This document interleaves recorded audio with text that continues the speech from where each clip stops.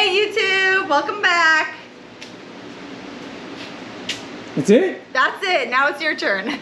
Oh my goodness, that was the lamest intro that This is the lamest intro we've had in a long time. What's going on, everybody? As you can see, the Chevelle is back in the shop, and I'm sure you're not surprised if you watched the last couple videos. You know that we're getting ready to take this car out and let her have some fun with it. We got a couple of things left that we got to work on today. Just a little bit. And we should be there. I did already get a few minor things taken care of. It didn't have a great throttle return spring. We fixed that up, and now it's got a proper double spring return spring on it, so that won't be an issue. And the catch can. Oh yeah, we've got the our fluid catch can, which is a windshield washer fluid tank. Thank you to the father-in-law who just called and gave me a hard time about that watching the last video. We know. We figured that out. It's okay. It's gonna work. At least we're gonna make it work. So moving on. Sorry everybody. Beer bottle's going bye-bye. Can't keep it for racing. So adios to the Coors bottle. That's okay. It wasn't that cool anyway. Now if it was like a 30-year-old beer can, that might be a different story. So what we've got two major things left that we really need to deal with, and that is the fuel system and the a rear firewall behind the back seat, because we've got a fuel cell in the trunk. I don't consider the trans a major thing. That's not a major thing. okay. I can go like this with a rag, wipe that thing dry, we'll pass test. Oh my gosh. We'll look at it, but I'm not concerned with it. Yes. All right? The two major things. Yeah, the fuel lines we got to address, and the rear firewall we've got to address. So that's what we're going to be doing today. I am happy to report that the battery has been connected all week long, and it didn't go dead. Since we fixed it, it's been connected, sitting in the garage, and it started up perfect this morning. So that's a nice thing. Fuel system. Here, why don't you take this? I'm gonna walk them through what we did for the fuel system, or what we're going to do for the fuel system. So, get this crap out of the way. I decided that doing hard lines was going to be kind of a pain in the neck. You can order factory style pre-bent hard lines that are meant for specific body styles and specific cars. Go ahead and tweak it. All right, good? Yeah. Good? All right. Those pre-bent hard lines that are specific to certain cars are pretty pricey if you've ever tried pricing those out. And once people start changing systems to aftermarket stuff, they also don't exactly always fit right. So I didn't go that route, and then I thought about doing my own hard lines, just using a coil of either aluminum or a stainless line, and that can be a pain in the neck, especially with everything already in place. But you did that on the wagon. I was started to, which is probably how I might finish the wagon that way when we finish putting it together, or I might go with this, which is what we decided to do on this car, because at the moment I'm kind of liking the way this stuff's going to work. This is a PTFE. If you look right there in the middle, it's got white in there. That's a kind of, it's like a type of plastic. It's called PTFE, and then it's got a steel braid around the outside of that, and then a nylon braid on the outside of that. So it's got a nice non-abrasive surface that's not going to kill you, and it's flexible, so we can route it similar to how you would route rubber lines. It's easy to cut, and the fittings, from what I've seen, are easy to work with. It uses AN style aluminum fittings. Let me get this one pulled out of here. Got a whole bunch of different ones. Yep, got a bunch of different fittings, and in short, you cut your line to where you need it. You use a ferrule and that clamp in there, and then this clamps it on there. You get them cinched up, and you got a connection, and then your AN fittings to whatever you're connecting it to. Now, the fuel pump that we have on here is a standard GM style fuel pump, which has a hose barb fitting coming off of it, not a threaded on fitting. So we are going to end up with a couple inches of fuel line right off the pump, which is actually where I'm going to put the fuel filter at. And so I got an AN to hose barb adapter right there to bring our PTFE line, get that connected. And then back at the tank, when I ordered this kit, which we can wander back that direction. When I ordered the kit, I wasn't at home where the car was at, and I didn't know what size fitting was here for the fuel pickup. So I am going to come off of here with the 3/8 rubber line, and then do a pair of fittings to go from rubber line to our new PTFE line right there. So we'll have 3 or 4 inches of rubber line here, and another 3 or 4 inches of rubber line up at the front. That well, it'll be less than the 12 inches that is allotted per tech requirements, so we should be good with that. So that's probably what we're going to start with. Is we're going to do the fuel system first, and then we'll move into doing the rear firewall, which in short, I'm going to take a piece of sheet metal, cover that bad boy up back there. We're going to rivet it in place so it's a good temporary fix until we get this guy extracted from the car and a factory fuel tank put in. As we've mentioned before, that's probably going to be a little while because we've got a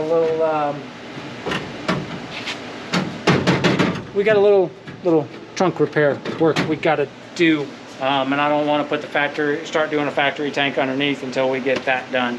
So for now, big old blue in there, it'll do just fine. So I'm going to get going on that. I don't think we're going to do a ton of detailed filming today, little bits here and there, because we are trying to make sure we get through everything and get the car back out and test drive it a little bit and make sure we don't have any other bugs. So, yeah, we'll catch up with you guys in a little bit. Getting ready to finish up this fuel line, and well, it took me for a good long while crawling around under the car to route it, and I'll show you some of that here in a little bit, but I figured I would give you a quick look at how this goes together. If you've never seen the PTFE or dealt with the braided lines, first you get it cut to the length that you want. The way you do that, there's a couple of different ways. It seems like the most common way that works best is to use a cutoff wheel.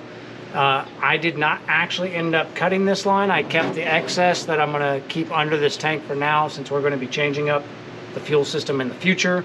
I didn't want to cut the line, so I've got a couple of feet of extra that's underneath the fuel tank that'll just be kind of secured with a zip tie so it doesn't go anywhere.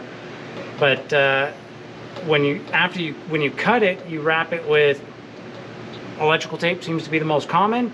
You cut it right through the middle of your tape so that it keeps all your ends together. Once you're there, before you take your tape off, put your end screw on so that it's already on your line. Once you have that on, you'll peel your tape off, and then you just want to work the braid open a little bit, kind of how I have it there. It's going to be real tight around the PTFE. After you get that opened up, you're going to take the little ferrule, and it'll slide onto the PTFE, kind of like so. And it can be a little difficult. You do want to make sure it's all the way seated. There's basically a shoulder in there that little PTFE is going to settle up against on the ferrule. So as long as it's a fairly straight cut and you get good pressure on it like that, it's going to seat in there. And then you want to use this little tool that comes with the Evil Energy kits, and you want to shove that down in there, and that's going to basically lock the ferrule and the PTFE together, and then it'll come right back out. Once that's done, you give a little hawk tui on your fitting so that it'll slide right on in, smooth as butter.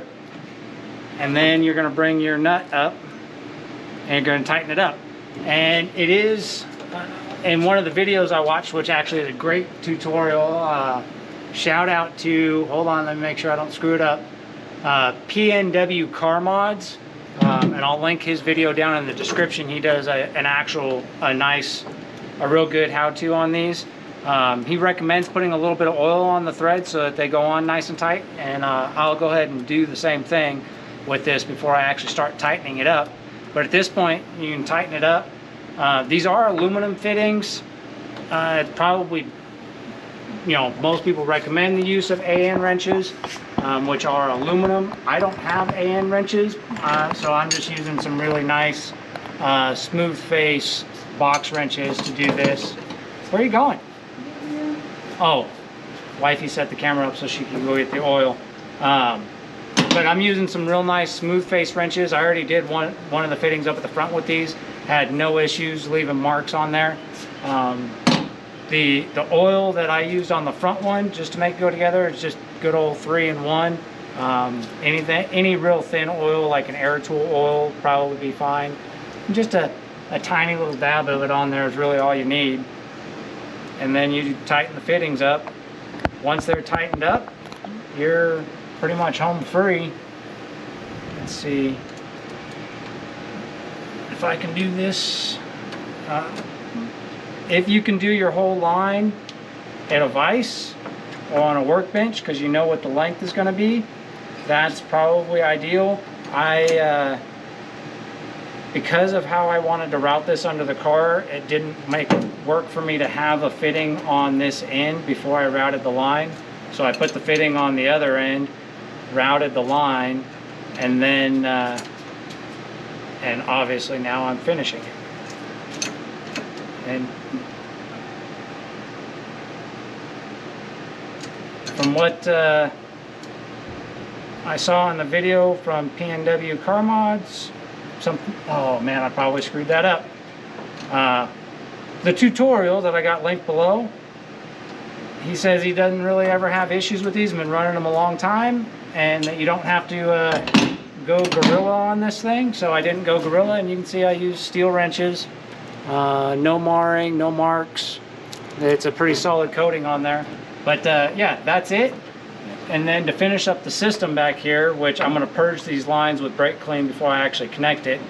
But like I mentioned at the beginning of the video when we talked about the plan, I was originally planning on putting the fuel filter up at the front, but after I got the routing up there with the fuel pump, there just wasn't a good space for that. I'll probably replace this with a new one.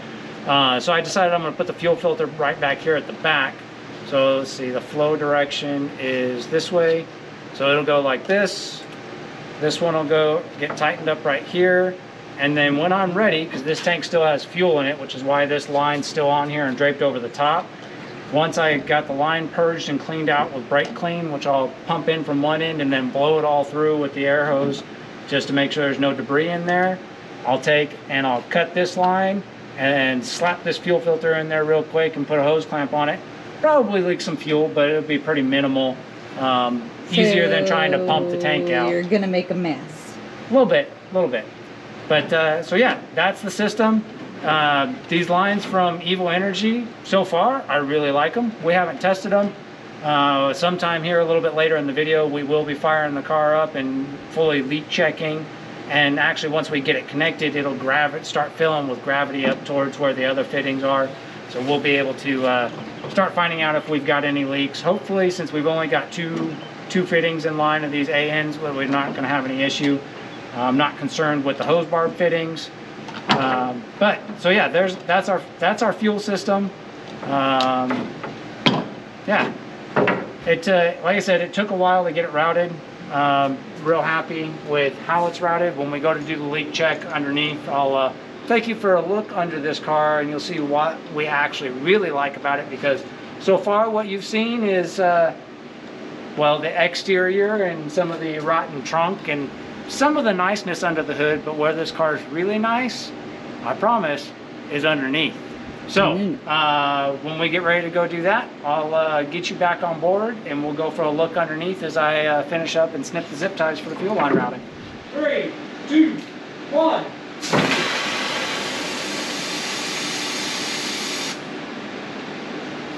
Hot damn! What time is it? You just had to grab the camera right as I was getting ready to cut this line, didn't you? What time is it? It's time for me to make a customary mess. We're about to snip the fuel line and see how much fuel we actually lose. There's about half a tank in here, so... Oh, you better not waste my gas. You better not waste my gas. Here we go. Ooh, not too bad, not too bad. Okay, where'd the hose clamp go? Right there in front of you? Right in front of my face. Okay. Well, there's another little squirt.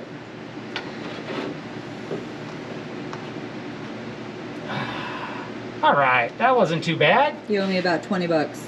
Kiss mine. Gas prices are down. It's probably like $19.99. $20. $19.99, okay. 20, no. All right, that is our last connection.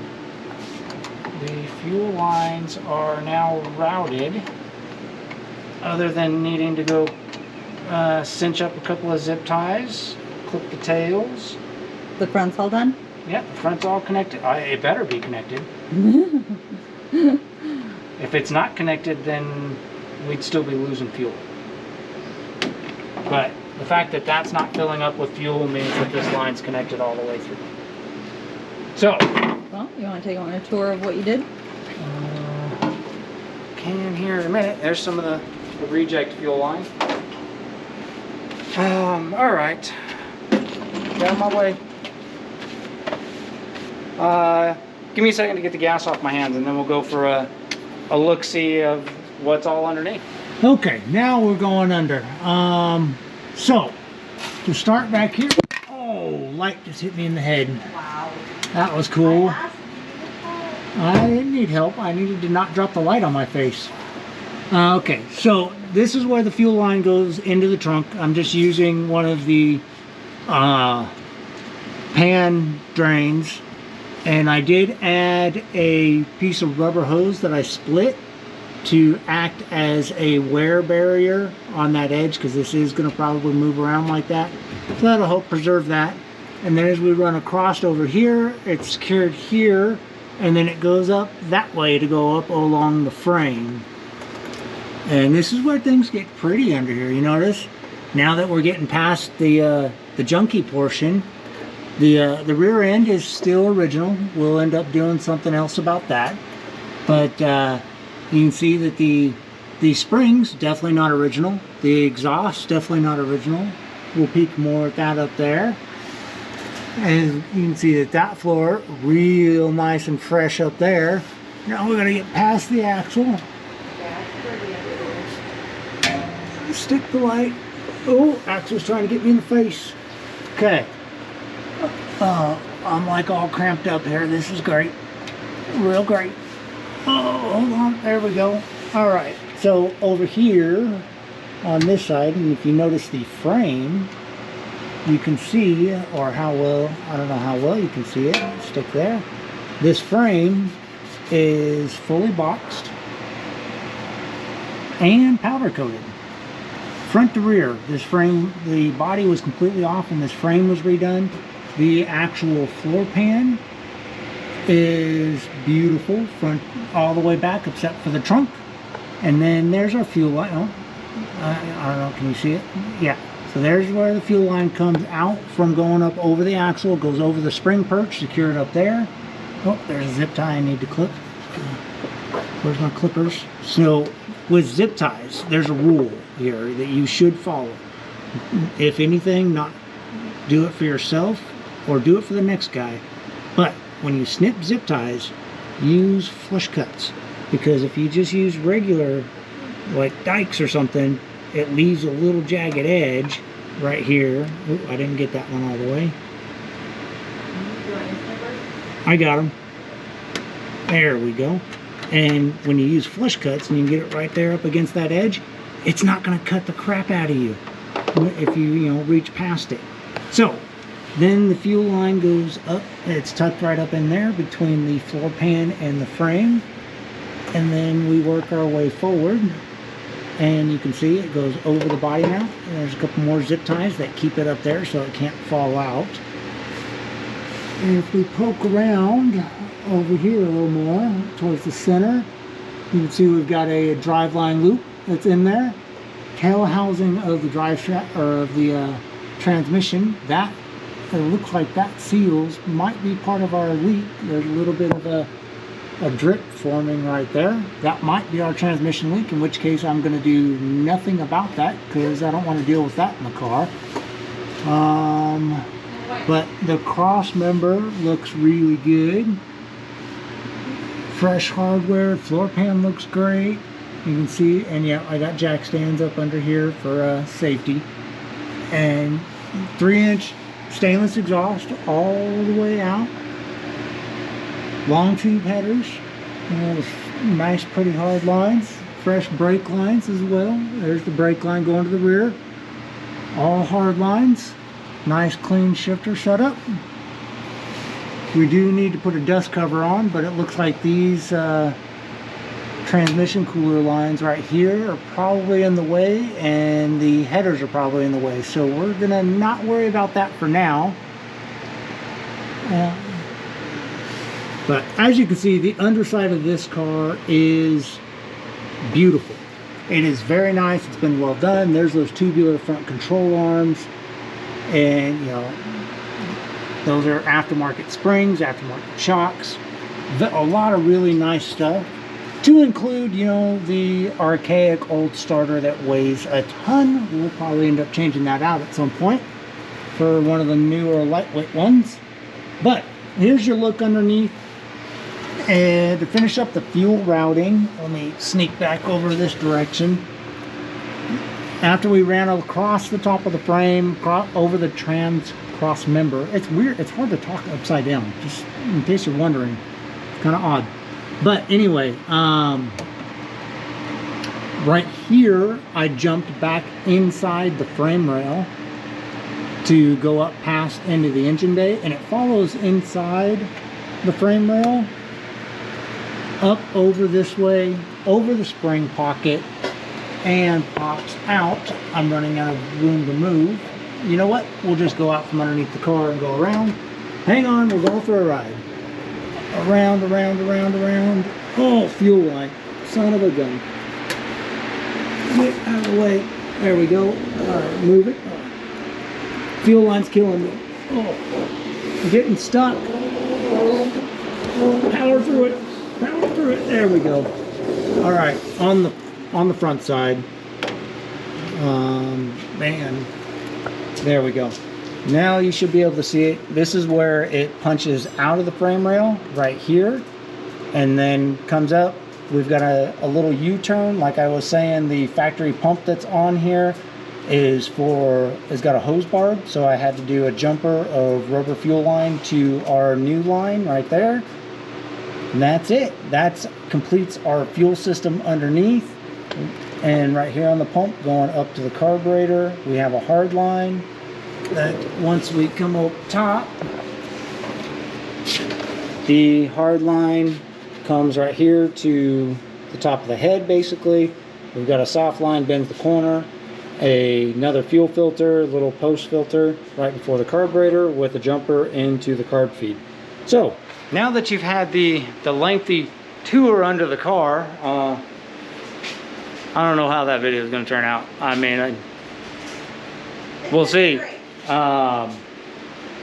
was kind of bumpy, kind of a bumpy ride under there. But fuel line's in. Other than firing it up and actually letting it run for a little bit and doing a final leak check on it, and those couple of zip ties that I skipped past and didn't clip that I got to go back under and clip, we are wrapped up on the fuel line. As you saw when I made a mess, the connection's made back here in the trunk. So the only real remaining thing that we had on our list to address is the rear firewall.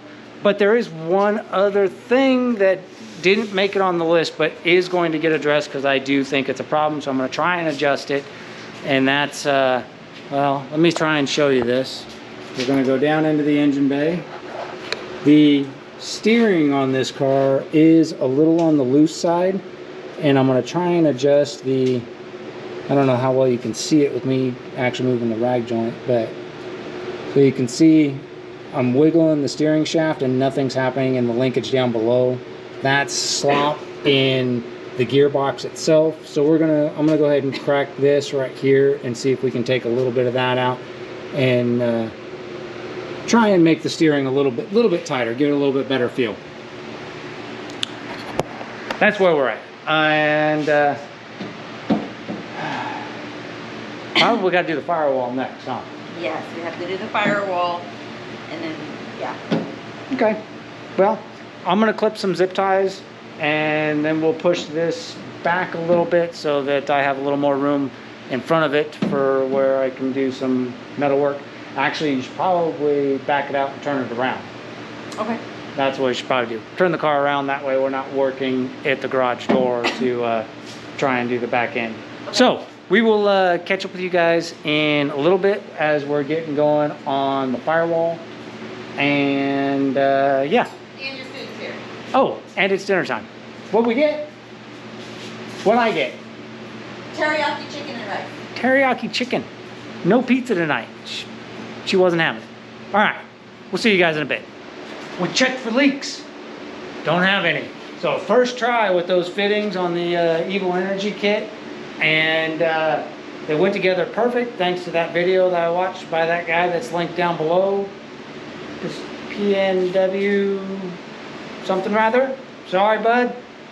I'll remember it sooner or later.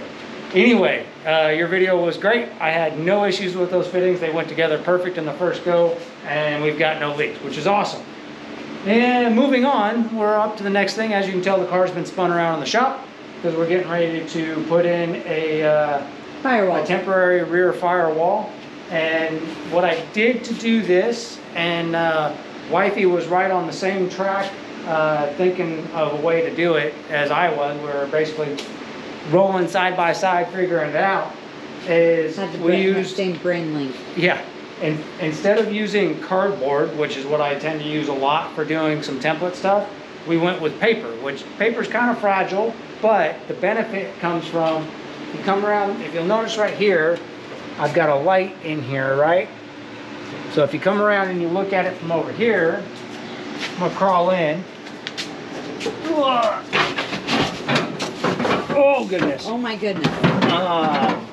You can see that with having that light in the trunk shining on the backside here, I can easily identify where my shape is. So I've got marks on my perimeter all the way around, and I've got my braces identified, and I'm able to, I'll pre-mark where I'm going to drill holes for rivets on here. Now, what I will do when I lay this out onto sheet metal is I'm going to offset on the sheet metal from where my perimeter marks are. This is telling me where my openings are, so I'll add an offset to that. Speaking of, I'm going to need the Sharpie one more time. Let me see this. So I'll take and I'll add, I'll cut this out. It's on the table. I'll cut this piece of paper down to exactly what my openings are, and then once I lay this out onto the sheet metal, I will I'll add a 1/2 inch all the way around so that I get proper overlap. But what I forgot to mark is I need to mark where these are so that I can notch around them. Those are the notches for the back seat. Yeah, these. So I gotta cut reliefs where these are. And doing the paper is not exactly going to be perfect because it does have some give and some movement in the paper. So, but I think it will get the job done just fine. And one more over here. There we go. Now I know where those are, so I can notch around that and it'll lay flat. And we're just going to, since I'm going to have the panel pre-drilled, I'll put it up in here, and then, well, actually what I'll end up doing, if you want to grab me another tool. Oh. Yeah, she knows what I want. I'm going to mark these at least 2 locations. I'm going to mark them right now so that they're pre-drilled. That way when I come in with my panel and the holes are already all drilled in the panel, I'll be top center drawer, black toolbox. I'll be able to put the panel in, make sure it fits around all the notches fit around this stuff, and then I'll be able to put in a couple of clecos into the holes that are pre-drilled This to hold tool it in place. Cole was fiddling with at Harbor Freight. I did no such thing. Uh-huh. But he obviously wasn't the only one that was doing it. So we'll mark these two. That'll give me a place to put some Clecos in to hold the panel in place while I match drill the rest of them to the holes that'll be pre-drilled in the panel. Anyway, that's the plan. If you've got something like this where you can use shadow casting to get your pattern, it can be extremely useful for getting something figured out that's not just a straight square measurement or you know, something along those lines. Anyway, I'm gonna get this pulled and start working that direction. We are one step closer. Yay! I'm super excited, but now I gotta help him out. So we'll get back to you guys.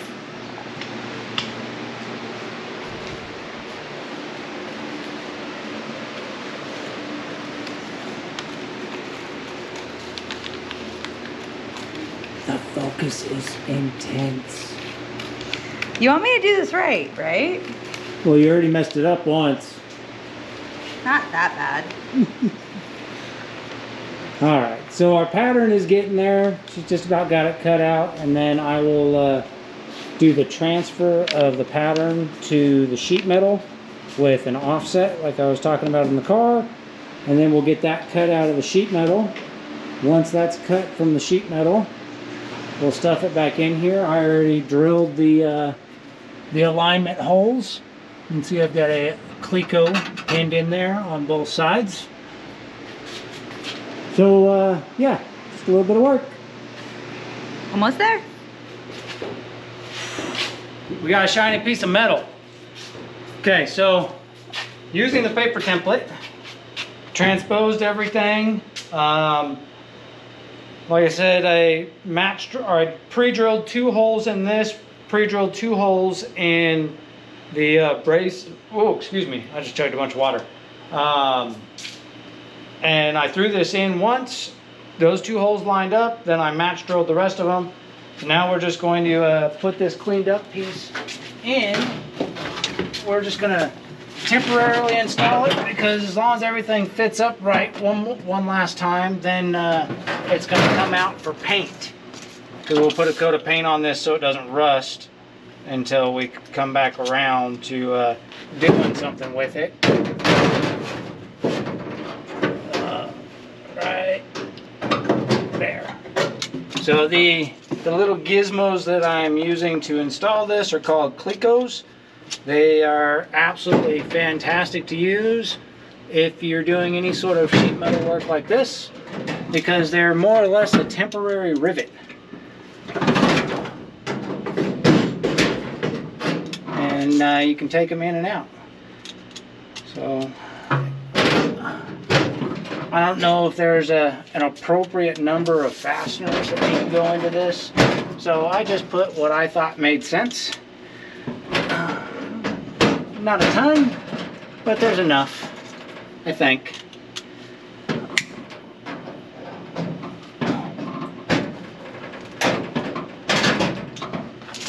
Okay, and it's kind of sticky right now, kind of muggy. Yep. But we're getting there. Hey, at least we did this like late today instead of tomorrow because it's supposed to be hotter. Yeah, no, I really don't want to be doing this tomorrow. Well, I mean, we'll have to do part of it tomorrow. We'll have to actually do the final install because we'll get paint on it tonight, but we won't be able to actually rivet it in until tomorrow. Yeah. Maybe I'll make you do that part. Oh, yeah? Yeah, it is for you. So, but I think the fitment worked out pretty good. We got the cutting wasn't perfectly straight. The paper template wasn't perfect. Nothing about it was done perfect, but I think it's going to work perfectly. Perfectly unperfect, if that makes sense. And there we go. All of our rivet locations line up without having to fight it. Our seat latches, so our seat back can still go right back in where it was and sit on the latches. is all good. It's nice and shiny because I got all the yuck off of it so we could paint it. Our wiring's not getting damaged right there. It's still in its little wire chase. That's right there. I think that is going to... Well, ghost stories. Ooh. I think it's going to work. That was absolutely terrible. So there you have it. We used some paper. We got a thingamajig in there. It should be pretty good. I don't know. I may end up adding some more rivets if we find that it rattles at all. But I think it'll probably be all right, especially once the seat back's in there on top of it. I might do something down here. I think I got some foam tape that we can actually give that a compression against. Okay. But yeah, we've got a firewall mostly installed.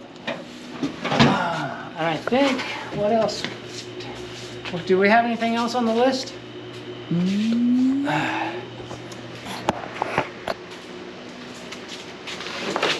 Other than getting fuel lines are done.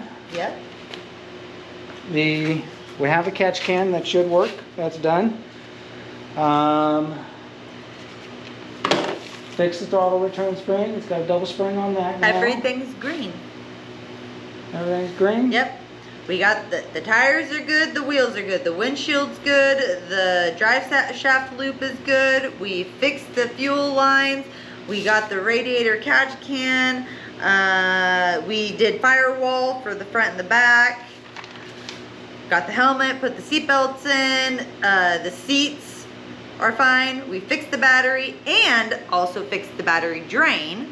And Yep. we installed the neutral safety switch. Well, It's time to go racing! Hot damn. Hot damn. Okay, so that means that we're probably, we got the wiring. We got to secure the wiring. That we did not get, put on the list. We got. well, it was part of doing the neutral safety switch. Is addressing the wiring. We got these little cool things. We got them little 3M stick-on zip tie hooks, so that we can add a couple of those to secure the wiring along the floor. Goes right between my feet. Yeah, that one. Well, and the neutral safety switch, but also the wiring that was under the mat. That one's got stickies on it though. That one's not flopping around. No. But the neutral safety switch wires need to be secured so they're not flopping around.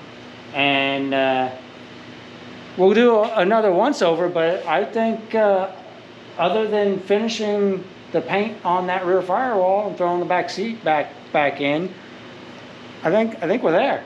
And if you guys haven't noticed, I don't know how we did this today, but he's wearing green and I'm wearing green and we match. I'll tell you how we did it. I put this on this morning when I got dressed. Then when we came out to work out here like 2.5 hours later after going to breakfast with this one's folks. It was hot. She came home and she changed into a green shirt to match me. I didn't even realize that. You did it on purpose. I know you did. We're twinning. It's all her doing. Yeah. All her doing. Oh, yeah. Anyway. Well, we will finish this all in the morning. Yeah, we'll finish up in the morning. Be sure if you made it this far into the video, drop on down there in the comments and take your best guess at what kind of quarter-mile time this car is going to run. I want to know what your guess is for how fast you think this car is going to run. Because my guess, I think it's going to be around, I think it's capable of like a 1375. Whether or not she'll get it there, I don't know. But I think that's about what it's capable of. It's 1375. Probably going to put me in the 1400 bracket. 1400? I mean 14,000. 14,000? No, yeah. What are you talking? Oh my goodness. 14 bracket. There we go. Oh my goodness. We're just going to say 14 bracket. Oh my goodness. Oh. 14.0 bracket. Just shh. Linda, stop it. So Don't make fun of me. Just to recap for your guesses, it's a 355, it's a 30 over 350, for making it a 355. It's got a 4-barrel carburetor on it. It's an Edelbrock 1406. I don't know what the CFM model is because I haven't bothered to look it up. Transmission's a turbo 350. I would guess a mostly stock turbo 350 with how it shifts. The rear gear is a 308 rear gear, and it is an open rear end. Motor feels healthy. I think it's capable of getting to high 13s. So go on down there in the comments. Let us know what you think it's going to run, and we'll see you from the racetrack on the next one. Yay!